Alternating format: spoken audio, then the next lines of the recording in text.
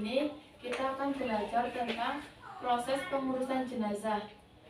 Dasar hukum melakukan pengurusan jenazah. Ada yang tahu apa hukumnya? Coba angkat tangan yang tahu. Ya gimana? Ya, fardu kifayah. Ada yang bisa jelasin fardu kifayah itu apa? Ya silakan. Jika tidak ada yang mengurus berdosa. Ya, fardu kifayah itu harus ada orang yang melaksanakan walau satu orang. Misalkan di desa ada orang yang meninggal, nah itu di desa itu gak ada satupun orang yang mau mengurus jenazah itu, maka satu kampung itu berdosa.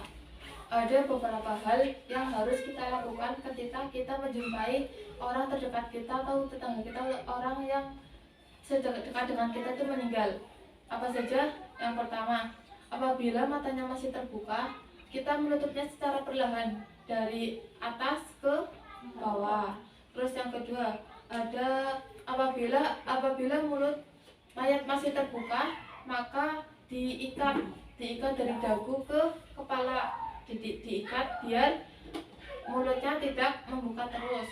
Kemudian menutup seluruh tubuh jenazah dengan menggunakan kain. Kemudian ada beberapa proses dalam mengurus jenazah. Proses pengurusan jenazah.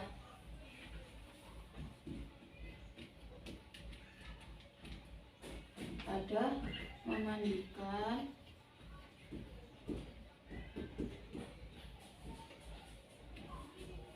mengafani, ada menyelati,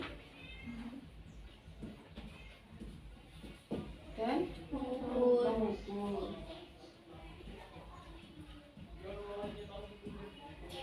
Nah, yang pertama ada memandikan.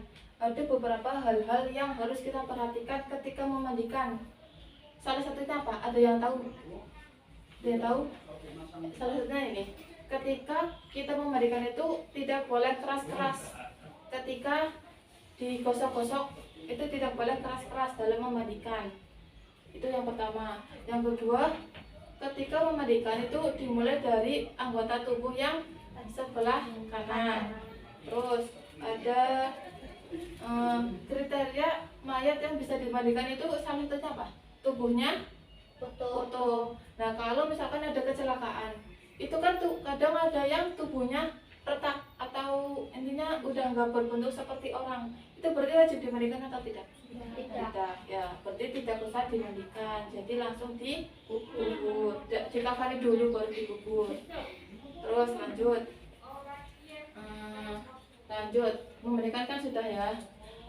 Nah, pas memandikan juga itu juga harus setelah proses memandikan selesai itu disucikan juga, diwudu. Terus sebelum diwudu itu disiram menggunakan air kapur barus biar pasti mayat itu baunya harum. Terus yang kedua ada proses mengurus jenazah yaitu mengafani. Mengafani itu ada perbedaannya antara mayat laki-laki dan mayat perempuan. Perbedaannya ada di mana? Ya ada di jumlah kain kafannya. Kalau laki-laki menggunakan berapa lapis kain kafan? 3. Kalau perempuan menggunakan berapa lapis? 5. Kenapa berbeda? Karena perempuan memakai kerudung dan baju. Ya, jadi perbedaannya itu yang perempuan itu yang satu untuk kerudungan dan yang satunya lagi untuk sebagai baju rompi. Karena kan aurat perempuan lebih sensitif daripada aurat laki-laki ya. Karena kan kalau aurat laki-laki kan cuma yang dari pusat ke bawah. Nah, kalau aurat perempuan itu kan seluruh tubuh, seluruh badan. Terus mengafani itu menggunakan kain yang berwarna putih. Panjang kafan dengan tubuh mayatnya itu lebih panjang kafannya karena untuk yang diikat kepala dan yang diikat kakinya. Untuk yang berapa ikatan? Ada berapa ikatan? 4. Di mana aja? Yang pertama di kepala, terus di tangan, terus di lutut dan di kaki. Jadi ada 4. Ketika dikafani ada 4 ikatan. Terus lanjut yang menyolati. Ada berapa rangkaian dalam menyolati jenazah? Karena berbeda dengan sholat-sholat pada umumnya. Jadi dalam menyolati jenazah itu tidak ada sujud. Yang pertama ada niat. Di takbir pertama itu sebelum takbir pertama itu membaca niat. Terus yang kedua membaca terus kan takbir. Habis takbir itu membaca surat Al-Fatihah. Terus membaca salawat. Terus takbir ketiga membaca doa untuk mayit. Dan yang keempat membaca doa untuk keluarga mayit. Yang ada yang tahu mengubur jenazah, hal-hal yang perlu diperhatikan apa aja? Yang pertama, mengubur jenazah. Jenazah itu ketika dikuburkan menghadap ke kiblat, yaitu ke barat ya. Kalau di Indonesia kan kiblatnya di barat.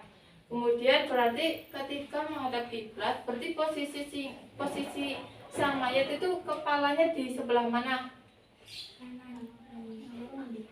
Sebelah utara. Di sebelah utara.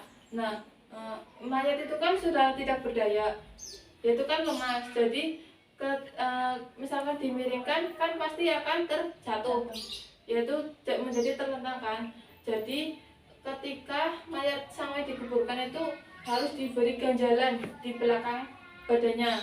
Posisinya di punggung, di kepala, di paha, dan di bahu. Punggung kan ini bahu. Terus ada berapa kepalan? Secukupnya. Intinya jangan sampai mayatnya itu menjadi terlentang atau tengkurap.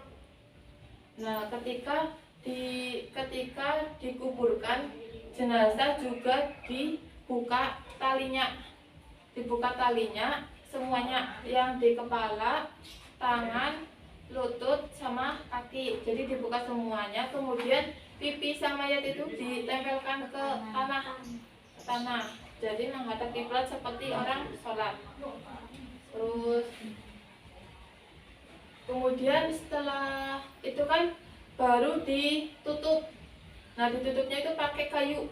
Sebelum pakai tanah langsung itu pakai kayu. Jadi misalkan mayatnya ini, jadi ini kayunya seperti ini ditutup. Kalau enggak, kan ada beberapa contoh liang lahat. Nah, itu salah satunya itu ada yang di bagian sini. Jadi kan kayunya menghadap sana. Jadinya kayunya itu seperti ini. Ada juga yang seperti ini. Jadi bawahnya mayit, terus atasnya langsung kayu. Terus habis itu baru ditimbun tanah. Nah, setelah itu baru ditimbun tanah secara pelan-pelan. Terus kemudian setelah itu jadi dibuat seperti gundukan. Jadi menandakan bahwa itu ada sebuah kuburan, ada sebuah jenazah yang dikuburkan di situ. Karena kalian sudah paham, mungkin hanya ini yang dapat ibu sampaikan. Apabila dalam proses menjelaskan pengurusan jenazah ini ibu memiliki kesalahan, ibu mohon maaf karena ibu hanyalah manusia biasa yang mempunyai kesalahan dan kekurangan. Cukup sekian. Mungkin ada pepatah kembali. Saat ini banyak anak muda yang terlalu sibuk untuk menyiapkan dan mempersiapkan diri untuk bertemu jodohnya, tetapi dia lupa untuk mempersiapkan diri menghadap Tuhan. Padahal kita tidak tahu kita akan bertemu jodoh dahulu atau ketemu dengan maut terlebih dahulu. Mungkin itu bisa jadi renungan kita saat ini. Terima kasih. Kurang lebihnya ibu mohon maaf. Wassalamualaikum warahmatullahi wabarakatuh. Waalaikumsalam warahmatullahi wabarakatuh. Subhanakallahumma wa bihamdika asyhadu an la ilaha illa anta astaghfiruka wa atubu ilaik.